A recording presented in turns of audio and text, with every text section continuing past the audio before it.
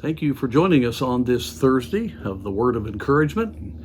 Yesterday we were in the book of Hebrews. We're going to stay in the book of Hebrews today and go to chapter 12. Chapter 12 has wonderful admonitions and it deals with the chastening of the Lord, how we should respond to that. God's the author and finisher of our faith, and many, many things, warning against bitterness and uncleanness. And then the tremendous example of Sinai versus Jerusalem and the law and the New Testament age.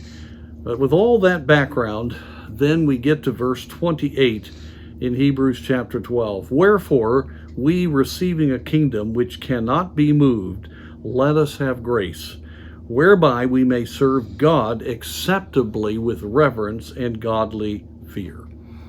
Here he's admonishing the believers not to waver, not to get off of the ground of strong faith, and not to allow themselves to be moved in the day and age in which they're living, not to get back into Judaistic thinking, not to get off of doctrinal precision, not to get into a place that they're not serving the Lord like they should. In fact, the very last verse is, for our God is a consuming fire. We need to remember who God is. That God on Mount Sinai, when he revealed himself in the fire and the earthquake and the lightning and all of that, just as a little revelation of the power of our God.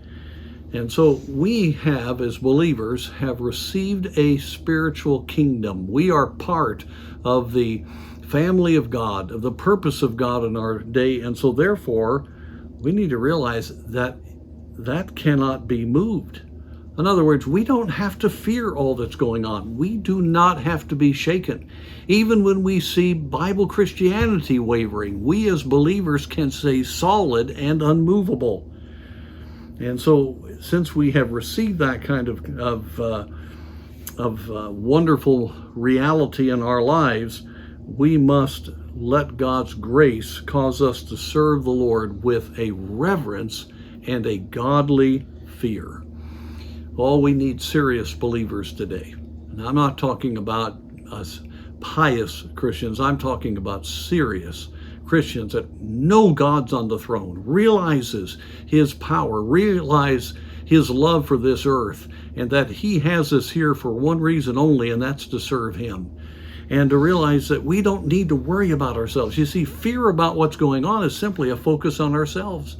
But when we get a hold of moving forward to the kingdom of God, and we do it in a full understanding of the greatness of our God, I'm telling you, fear goes away, because we're not thinking about ourselves. We want God's will accomplished.